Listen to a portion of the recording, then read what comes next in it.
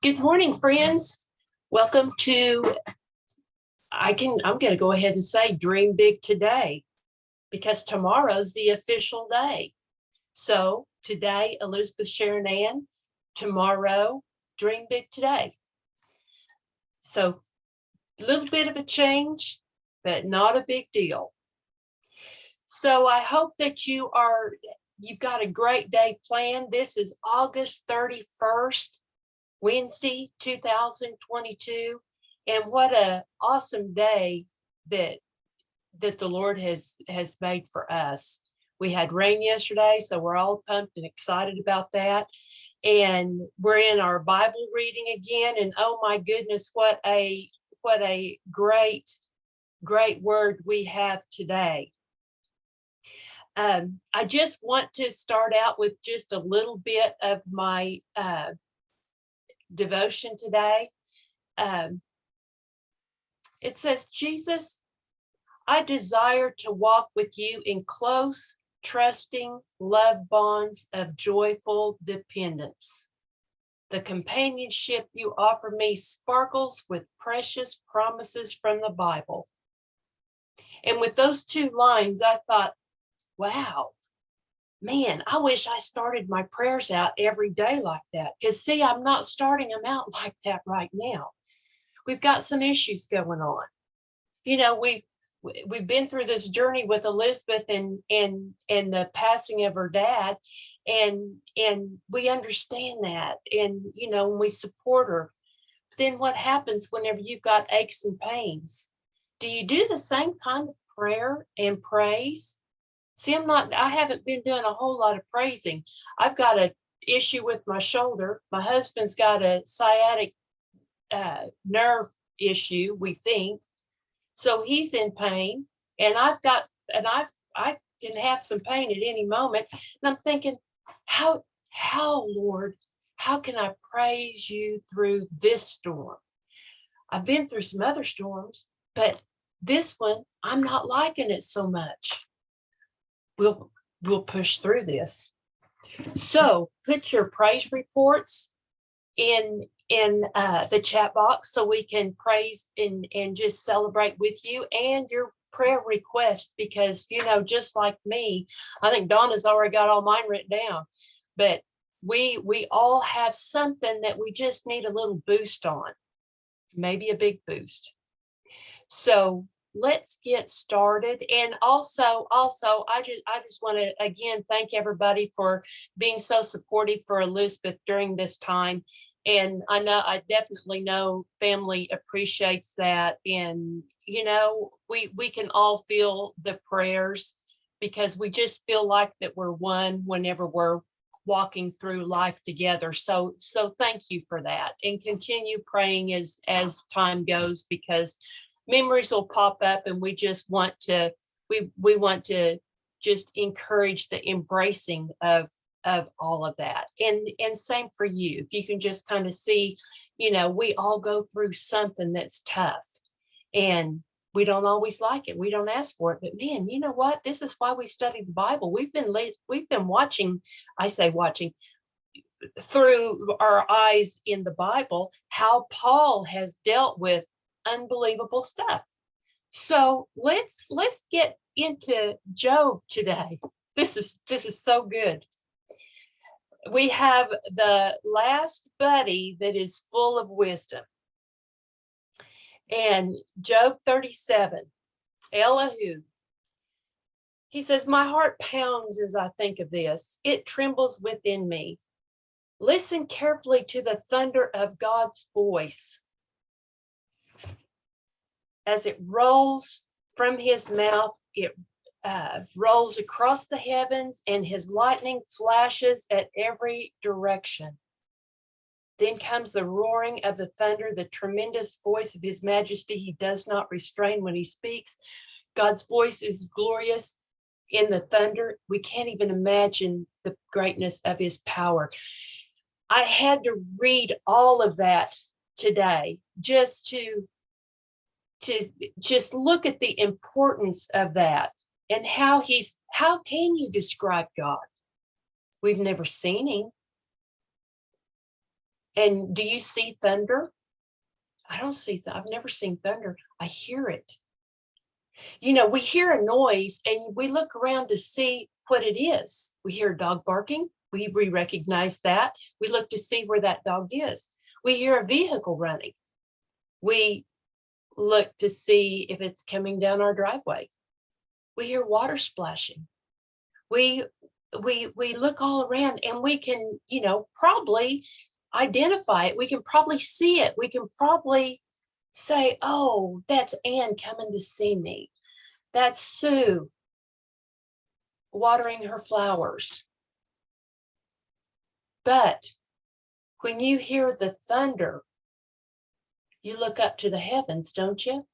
You look up to see what's going on. Is there a storm coming? Wouldn't it be nice to be able just to look up and think there is a life storm coming? We look up and especially, you know, Oklahoma, we look up and we see those clouds rolling in and we expect something, you know, possibly a tornado warning. But if Elihu only knew what he was saying about the thunder of God's voice, whenever it rolls across the heavens in chapter 38, he is going to speak, and we're going to hear a little bit of that. But as Elihu finishes his little speech to Job, he speaks about what the voice of God can do. He directs the snow, and his breath sends the ice freezing on the wide expanses. It's like God is in control. He tells Job, you don't know as much as you think. Well, you know what? Do any of us? We like to really feel like that because of, you know, our experiences and our age, that we are very wise and we know everything. But as we'll see, we don't know anything. So let's get on to chapter 38. Chapter 38, 1.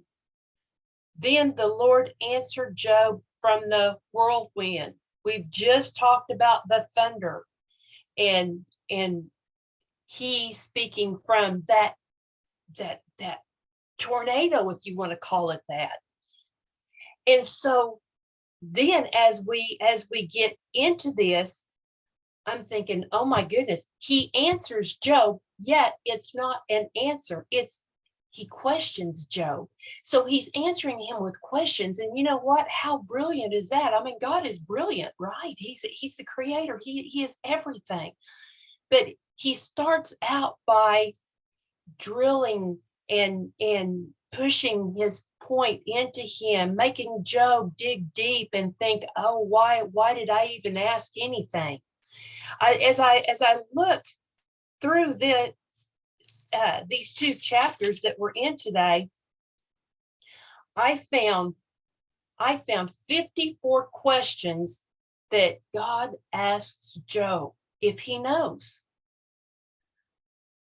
And I'm thinking, man, that's intimidating.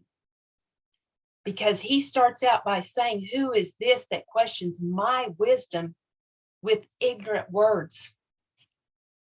Okay, so you know we're getting ready. Verse 3, brace yourself like a man, because I have some questions for you and you must answer them. And he goes on with, where were you? Who determined? What supports? Who kept the sea? Have you ever commanded the morning to appear?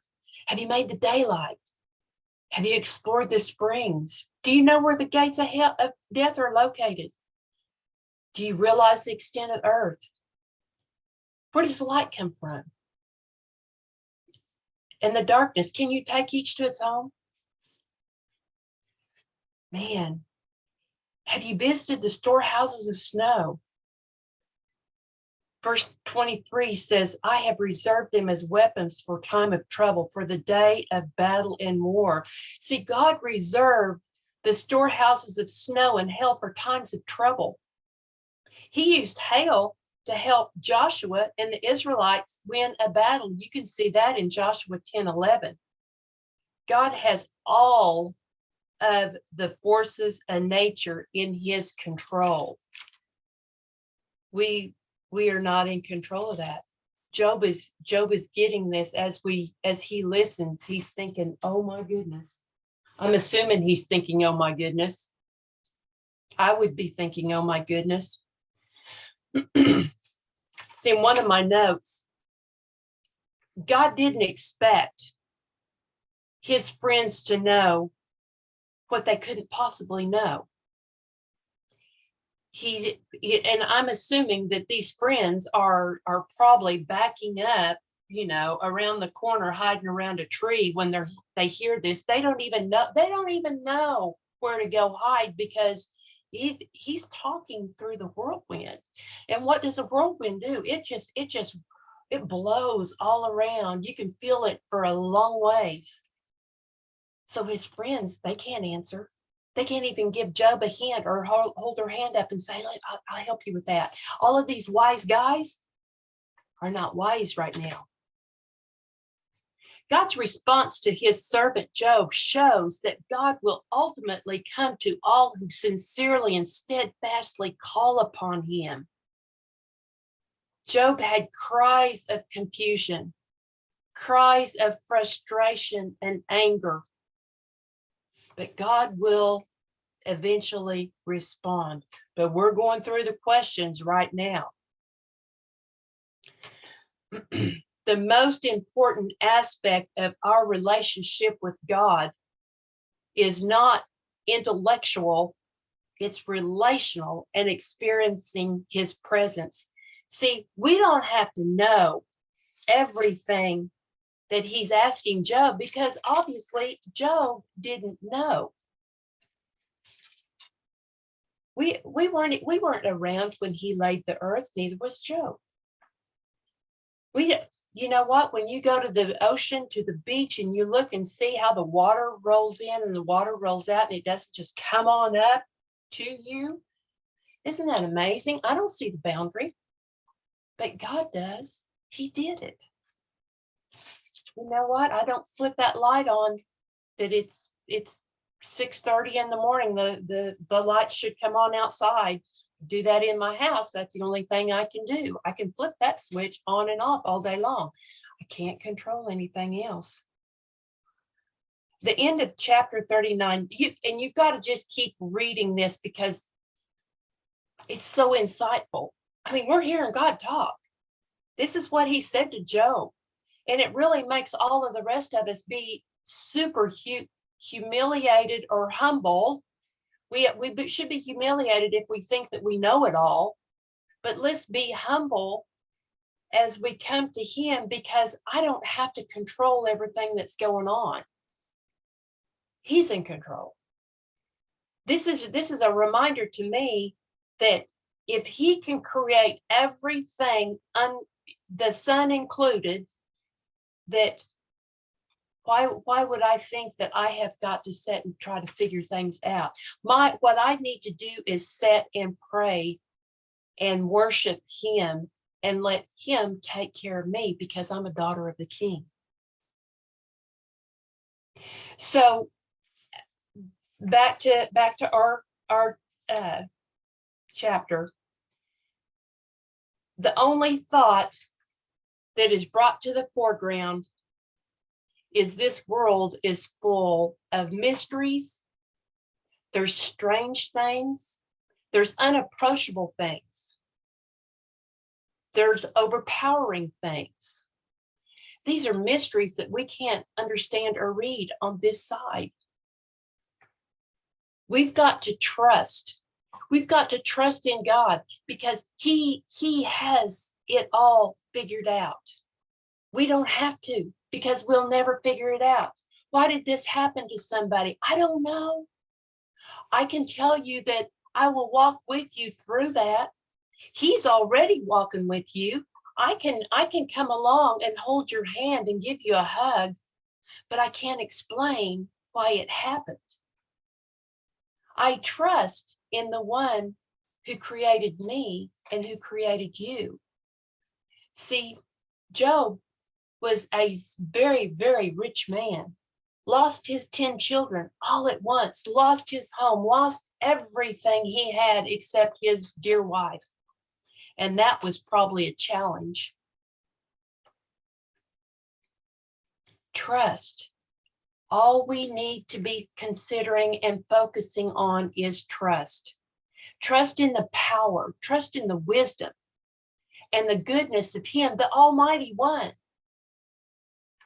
Because He's the one that rules everything. Trust. Then we get over to 2 Corinthians 4:13. See what my time is, through 5:10. And man, this is another really, really good reading. And because I had so many Bibles out, I had to just make a photocopy of one of my pages. And so I'm gonna bounce back and forth through some of these. So in verses 1 through 8, oh no, I don't want 1 through 8. Good land. I'm 4:13. Sorry about that. I'm looking at the wrong thing. And since we have the same spirit of faith, according to what is written, I believe, therefore I spoke. We also believe, therefore we speak. Knowing that He who raised up the Lord Jesus will also raise us up with Jesus and will present us to you. For all things are for your sakes, that grace, having spread through the many, may cause thanksgiving to abound to the glory of God. And then on to 16, and I highlighted this one. Therefore, we do not lose heart.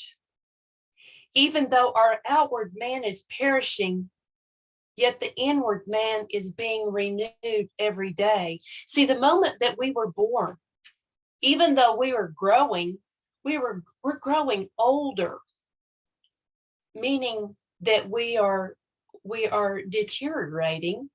Even though we look like we're growing, still everything on this earth is deteriorating.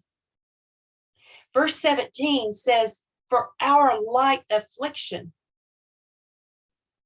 which is but for a moment, is working for us far more exceedingly an eternal weight of glory.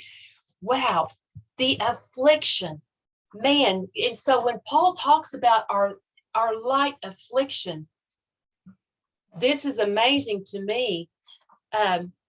Paul concentrated on inner strength of the Holy Spirit when persecution wore him down. The light affliction or small troubles, whichever version you're looking at. If you go to 2 Corinthians 11:23 through 28, Paul lists some of his light afflictions. He had been to the school of suffering. So he had been beaten. He'd been thrown in prison. He had been starving. There's so many things that happened to Paul. Shipwrecked. Everything happened to Paul, and he considers that light afflictions. So one commentator said, get out a scale and put all your afflictions on one side, then the weight of glory on the other. Visualize, look at it, visualize this. Which would be heavier? In verse 18, no, I'm going to go to 17. For our present troubles are small and won't last very long, yet they produce for us a glory that vastly outweighs them and will last forever. See, I'm not feeling that a whole lot right now because my husband's sciatic nerve has been just alive and throbbing for what seems like a month now. I took him to the doctor yesterday to just what else can we do? Well, so now then here's physical therapy, pain management, and of course, let's throw a couple of drugs in there. I said, can we figure out what it is causing it rather than going the pain pill route as far as, what we're looking at? Well, everything has a process. Okay, so I need him to get well. I found out I have a tear in my rotator cuff. I will be having surgery one of these days. I can't do anything until he gets well. I mean, present troubles can be overwhelming. Whatever you're going through today can be what's considered to you in this moment the worst thing you can go through. But look at this. They won't last long. Well, for me, then, okay, so I need it all to be done tomorrow. But, it's not on my time. What am I supposed to learn through all of this? What I'm learning right now is to really stop and listen to my husband as he speaks and talks to me, because sometimes he's speaking through the pain, which means that he's just a little short-tempered. He will be hurting, and he just can't express himself that I can understand. So then I have to take a deep breath, die to myself, to see what I can figure out that will help him, because the words that he speaks sometimes right now isn't what he really means. He's just in pain. And I think sometimes whenever all of us speak out of pain, our words aren't what we really would mean if we were feeling really good.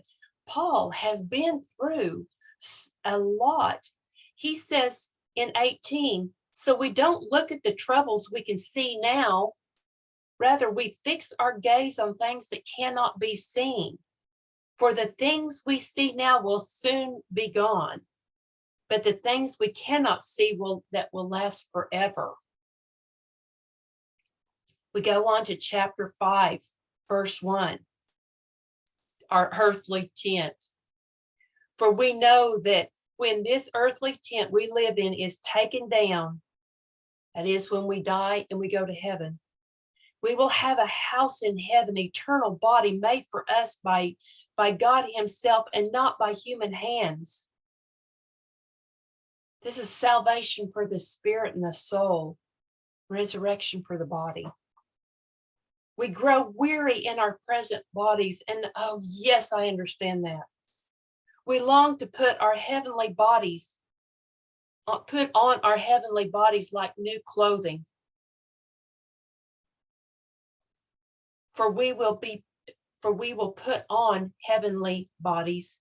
We will not be spirits without bodies. While we live in the earthly bodies, we groan and sigh. Yes, I can attest to that. But it's not that we want to die and get rid of these bodies that clothe us. Rather, we want to put on our new bodies so that these dying bodies will be swallowed up by life. Life as the world. In such a broken world we live in. We have aches and pains. And we get that. Paul went through so much.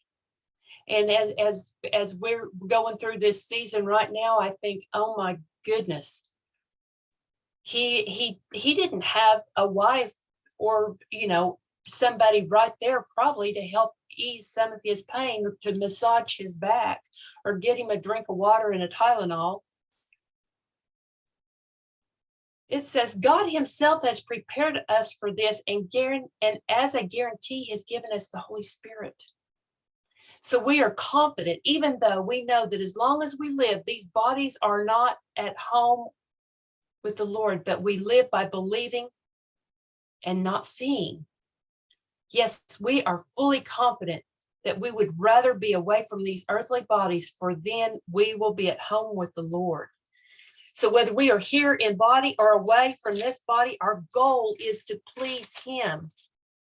For we must all stand before Christ to be judged. We will receive whatever we deserve for the good or evil we have done on this earth, in this earthly body. jumping to in my other Bible. So the judgment of the believers, it's talking about that in verse 10. This is so good. And so as Paul talks about the judgment seat, there was a Greek word for the amount of ground covered by 1 foot, and it's bema or bema. Nancy, you'll probably say I said it right or wrong. Bema, maybe, or bema, B-E-M-A. And it's a single pace, and it was mentioned in Acts 7:5, but it refers to the step leading up to a raised platform. So there's been times that it was used to refer to a throne. Royalty stepped up to get to the throne. I mean, they stepped up on a higher platform to speak to the crowd. It also gave them that authoritative feeling. But he uses the judgment seat probably, as having all of that other, let me start over. This says it was an obvious choice. Man, that was so much easier, because we appear to the judgment seat. He's raised, he's up there, for that each one may receive the things done in the body according to what he was done, whether good or bad. So good or bad could lead one to think this judgment will be the basis of salvation, the good being saved and the bad being unsaved. But salvation is not its purpose. This judgment is a believer's judgment, where Christ assesses their earthly works to determine rewards for faithfulness. What was in your heart whenever you did something for somebody? Was it sincere so Christ would be glorified, or was it prideful so you would be glorified? The primary criteria for rewards is whether the work was done in the name of Jesus for the building up of the local church. So as I went on down through this, and I got some super nuggets here. I got to share with you. It says, and this is still about the judgment seat of Christ, and this comes from David Jeremiah. And he says, more than one kind of crown is mentioned in the New Testament to be given to believers for their service. I didn't know that. This is my nuggets. Now, I've read it, but for me, when I read this chapter, I go on to the next chapter, the next book, and flip and flip and flip, and I hear about the crown, but I forget about the title of the crown. So there are 4 crowns mentioned. And one is the imperishable crown. And this comes from 1 Corinthians 9:25. It says, and everyone who competes for the prize is temperate in all things. Now they do it to obtain a perishable crown, but we for an imperishable crown. There's a crown of righteousness, and that's 2 Timothy 4:8. Finally, there is laid up for me the crown of righteousness, which is the Lord. The righteous judge will give me on that day, and not to me, but also to all who have loved his appearing. There's the crown of life, James 1:12. Blessed is the man who endures temptation, for he has been approved. He will receive the crown of life, which the Lord has promised to those who love him. And then finally, the crown of glory, 1 Peter 5:4. And when the chief shepherd appears, you will receive the crown of glory that does not fade away. And then in Revelation 3:11, Jesus said, behold, I am coming quickly. Hold fast to what you have, that no one may take your crown. And then Revelation 4:10 and 11, I'm just going to read 10. The 24 elders fell down before him who sits on the throne and worship him who sits on the throne and worship him who lives forever and ever, and cast their crowns before the throne. So what does that mean? I don't know. I'm waiting for you to send me a message and tell me. There's an imperishable crown, crown of righteousness, crown of life, crown of glory. What do we get? Do we get all of them? Do we get one? What about that? That's still a work in progress for me. I was so excited whenever I saw that. But, you know, the judgment will take place in the air. I can't wait. The dead will rise first. After the resurrection of the saved, 1,000 years will pass. So there's 1,000 years between the judgment seat of Christ, where only the saved will appear, and the judgment at the white throne, where only unsaved will appear. At the judgment seat of Christ, the believer will give an account of himself to God. Therefore, we should look at our own works and not judge the works of others. It's most humbling thought to know that someday the believer will face all of his works, good or bad. Some believers will be ashamed and suffer loss, not the loss of salvation, but the loss of rewards. So whatever you do today, do it for the glory of God. And so with that,